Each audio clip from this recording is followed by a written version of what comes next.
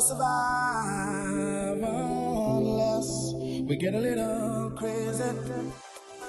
I'm Eric Rosenkranz from Strategy Asia.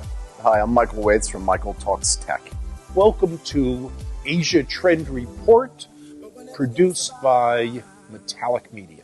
Eric, look, today we're going to talk about, I think it's early enough in 2016 for us to still be fair enough to talk about the worst tech ideas that we heard in 2015. We're not that far away from 2015. So my number one worst thing in 2015, in any particular order really, is the Moto 360. I like to call it the Moto 300. What is a Moto 360? Exactly.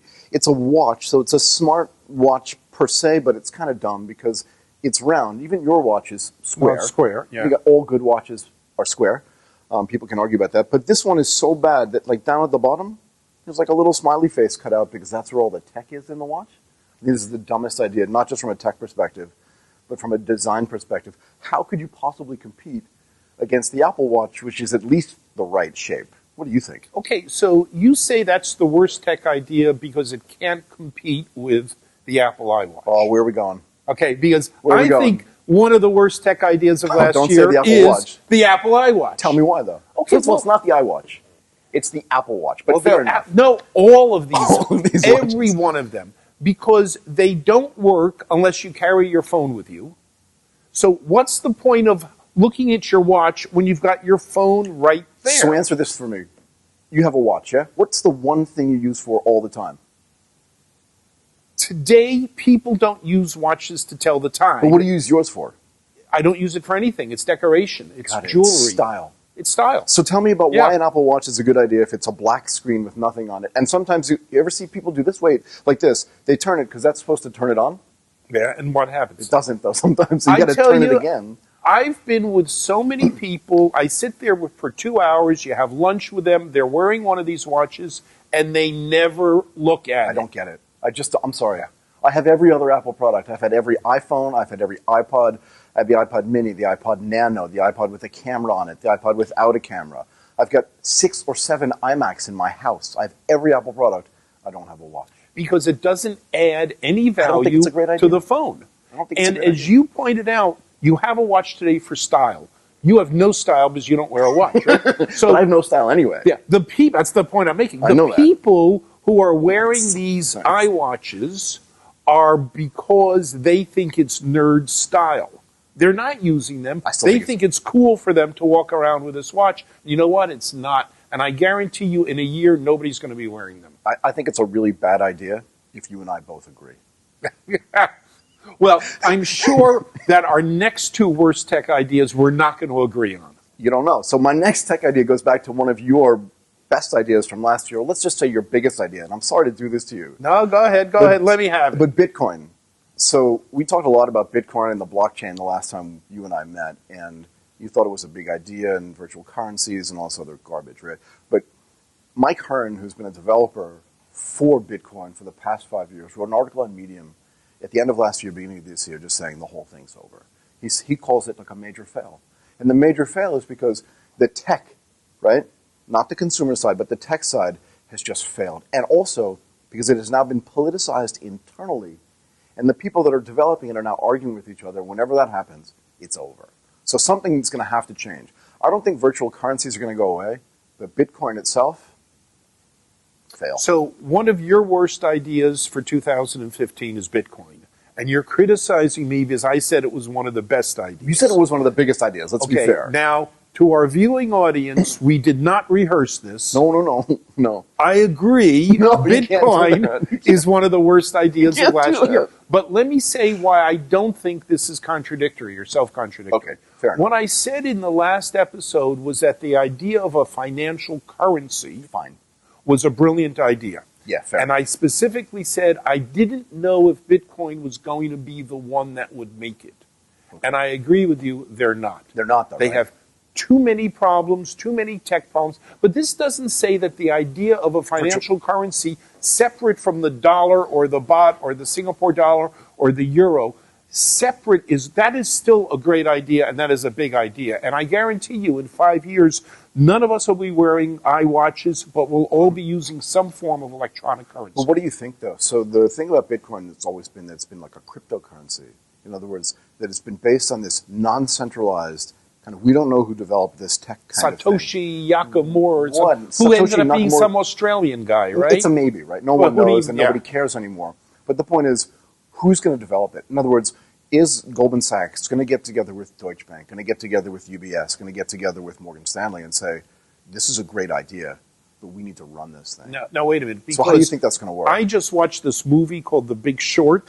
Okay, You call me short? Well, I mean, you know, I mean, you not are nice. what you are. That's not But nice. you know, and it was Goldman Sachs and Deutsche Bank that totally messed up the world. So I don't know that they are the right things. Maybe Warren I'm just Buffett. asking. Maybe Warren Buffett is the guy who's got to do it. Warren's a big investor Yeah, in Goldman but Sachs, by the way. But anyway, somebody, but somebody is who is trustworthy. he's going to have to do this. In other words, it's not going to be one of these It's gotta be non-distributed- reputable. It's going to Yeah. have to be, right? Okay, fine. That's something else that we agree on. Okay, here's my last terrible idea from 2015, and I think this is actually going to go away because I don't think it's sustainable. It's not tech per se, but it's investors that trade startups. What does that mean? You're on a small fund, you buy early, you do seed investments in tech companies, and this is why I think it's related to tech, yeah? And you buy in the first round, maybe you put in $50,000 to $100,000, and then you promote the shit out of this company, excuse my language. You just promote it so its valuation doubles or triples. It's not You hard said to... chips. You promote the chips out of the company. Fair enough. But it's not hard to get a company's valuation to go from $750,000 to $1 million, if that's your only goal. But then by getting it to trade, what I mean is you then get other investors to come in that are slightly bigger than you are, and you sell them some of your initial seed investment. I don't think this is why seed investing was invented. I think it's a really bad strategy. I think it's bad for tech, and I think it's bad for the region. That's in other words, that's my biggest bad idea of 2015. And what I think is going to happen to the funds that do that is that savvy investors from the U.S. and from Europe, are going to come in and look at the ecosystem and they're going to say, I'm not buying your companies because I know you're trading out of them. They're not trading the whole piece, but they're trading little pieces out of it. I don't like it. Let's build on that idea. You know these boiler rooms, they do what they call pump and dump. Yep. Right? Same Pump- thing. Okay. I don't like this it's at all. Pump and dump. And it's now gone beyond that to these unicorns, these billion-dollar companies that are all starting to fail. Okay? Twitter is collapsing. Yeah, it okay? is. And it doesn't matter So if- many companies that had billion-dollar valuations are now taking down rounds in their But valuations. even look at a company like Uber. I mean, this is kind of off topic as well, right? But Uber was one of my big ideas from last year, remember? I know. Okay. And I love this company. Yeah. So I was in Singapore 2 days ago. I didn't use a taxi. No, only Uber. Only Yeah. Uber. And it was perfect. Didn't have to do anything. Sit in the lobby of a hotel, press the Uber button, Yeah. comes and picks me up. Nice And you don't and have cheap. to play with cash. Nothing. You just get a bill. I get out. Yeah. I get out, but I also get to talk to people that work for them, which I find fascinating. Anyway, the point is, it's a 50-something billion dollar company. They just raised another billion or so dollars. What's the final valuation going to be? What's the out for an investor that puts money in at 50-something billion dollars? It's no different, in my mind, actually, than what I was just talking about. Seed investing 50, 75 grand and trading out of it when it goes to $1.5 million or $2 million.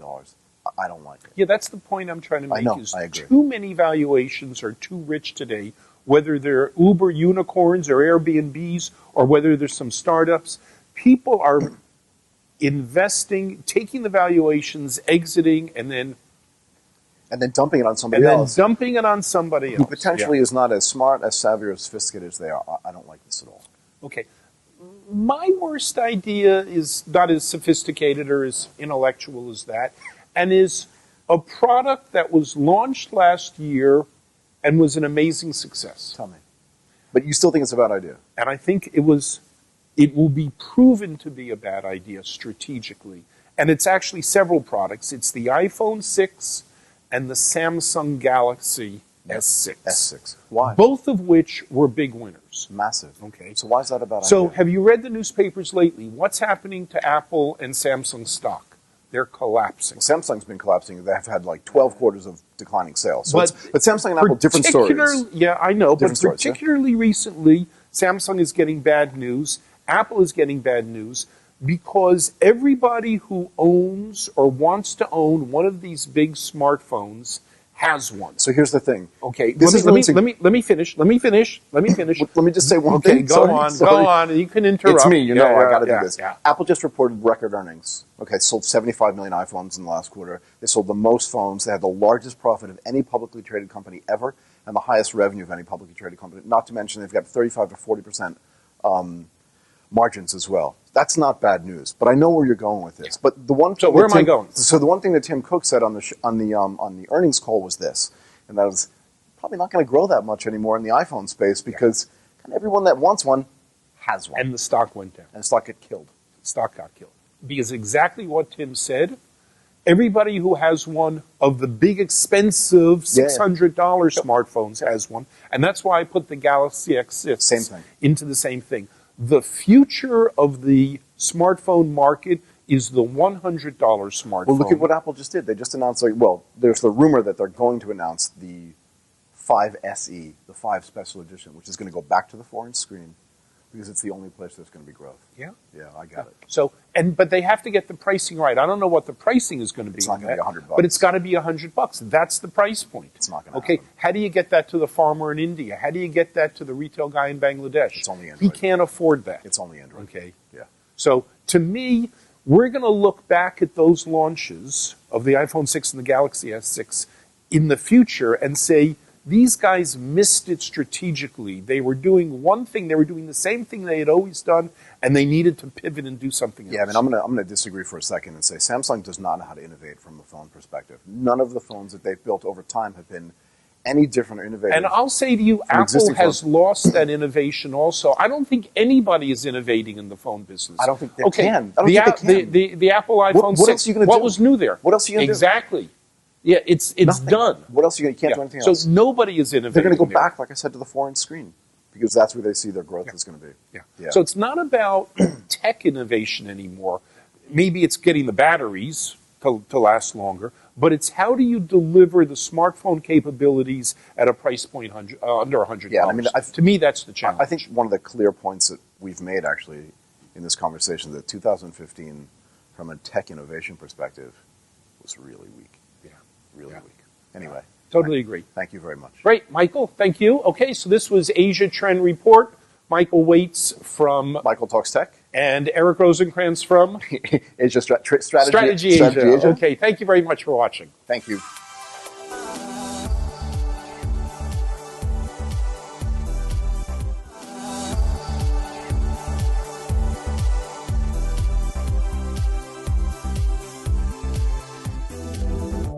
But we're never gonna survive unless we get a little crazy.